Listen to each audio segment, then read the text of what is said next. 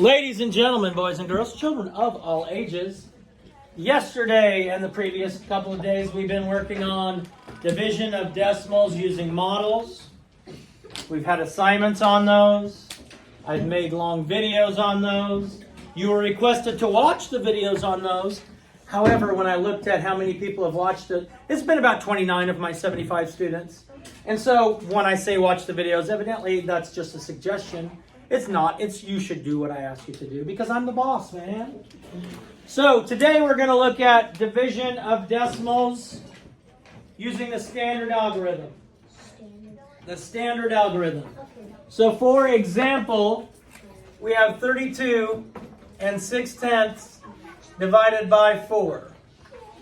When we're dividing and there's a decimal in my dividend, my decimal point comes straight up. Once I've moved it straight up, I don't need to worry about anything else. Okay? The decimal point is gone. I never use it again down here. This is really important as I go through this because you're going to think that you have a remainder or you're just going to randomly put a number up in your quotient. It's really important for you to watch so you can see why you make a mistake. Now let me ask this. Waylon. Yeah. Am I going to have a whole number in this? Well, yes. Yes? How do you know? Because 4 can fit into 32. 4 can fit into 32. So I'm going to have a whole number. Is it going to be a 1-digit or 2-digit whole number? 1 digit. 1-digit whole number. So my whole number should only have a number in the ones place. And Waylon, how many times does 4 go into 32?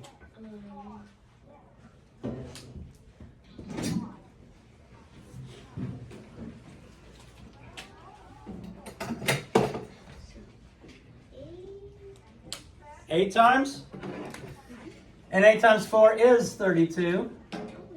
We subtract, we get 0. Now we bring down our 6. So now we're bringing down the 10th place. Notice I didn't do anything with the decimals. I brought that down. So Waylon, Yeah. does 4 go into 6? Yeah. How many times, Waylon? 1. 1 time. Now I get 2. I cannot have remainder 2. I cannot just move 2 up and put it in the 100th place. No, doesn't work that way. But let's say I have 32 and 6/10 rocks in my hand, and I throw them at Carter, Yay! but then I decide to add 0/100ths rocks, and I throw them at you. He didn't even duck because I'm throwing 0 of something at him. So what I can do is I can add a 0 to the end. It doesn't change the value because 32 and 6/10 is the exact same value as 32 and 60/100ths. And once I add that 0 in the end, I can bring it down and I'm going to get 5/100ths because 5 times 4 is 20. You cannot just move the 2 as a remainder. You cannot just put the 2 in the 100ths place. You have to add the 0 and keep going. Now you may have to add, not for me, but when we had a problem, let's say 1 divided by 3, this problem goes on forever. So if I gave you this problem, it's going to keep being 3, 3, 3, 3, 3. It's going to keep going on forever. So if I gave you the problem that keeps going on for many, many digits, I would probably say round it to the nearest 100th or something like that. So even if it goes on forever and you can keep adding zeros, I'm not going to have you just keep going forever because I don't want to have you in my room forever. An appropriate amount of time, but not forever. Yeah. That'd be weird. All right, so now we have Yeah, there'd just be a dead skeleton. 21 and 42/100ths divided by 5. My decimal point goes straight up. It goes straight up. Once it goes straight up, I ignore everything down here. Hannah, am I going to have a whole number? Yes. Yes. How do you know if I'm going to have a whole number, Hannah? Because 5 can fit into 21. Because 5 does go into 21. Is it going to be a 2-digit whole number or a 1-digit whole number, Hannah? 1-digit whole number. So I'm going to have something in the ones place. At least something in the tenths, and at least something in the hundredths, because I have numbers in the tenths and hundredths. All right, so Hannah, how many times does 5 go into 21? 4 times. And 4 times 5 is 20. Subtract. I ignore my decimal once I bring it down. Now, Hannah, how many times does 5 go into 14? 2 times. So I have 2 tenths, and that's 10. Subtract, I get 4. I bring down the 2. Hannah, does 5 go into 42? Yes. How many times? 8. 8 times. And 8 times 5 is 40. Subtract, I get a 2. I have to add that 0 there. I cannot just bring my 2 up. I cannot just say remainder 2. I have to add a 0 in the thousandths place. And now it's going to go in 4 times. So 4 and 284 hundredths is my quotient. 4 and 284 quotient is my hundred. You're not always going to have to add a 0. Sometimes you will, sometimes you won't. Let's look at 32.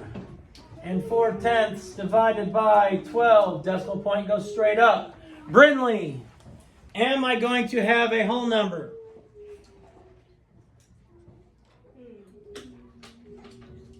Okay, whoever's making the noise, please stop. Am I going to have a whole number? Yes. How do you know? Because 12 goes into 32. And 32 is my whole number. 32 is my whole number. I know when I've taught you to divide, you'd write down 12 times 1 equals 12. 12 times 2 equals 24. But you already have those memorized. So I'm just going to leave that off for now. When the divisors get bigger, we may want to go back and do that. Brinley, how many times does 12 go into 32?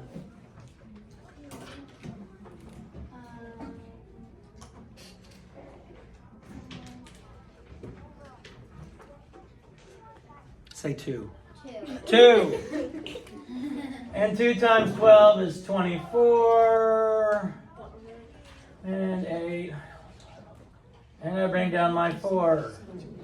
Now I'm going to have a number in the tenths place. And so now I need to see how many times 12 goes into 84. So I'm thinking, or I'm looking at my multiplication chart, or I have my 12s memorized, so that when my teacher says, hey, how many times does 12 go into 84? That person who I asked can tell me. And not just say, They will tell me how many times 12 goes into 84, because they are thinking very much right now. And so let me ask, Brinley, how many times does 12 go into 84?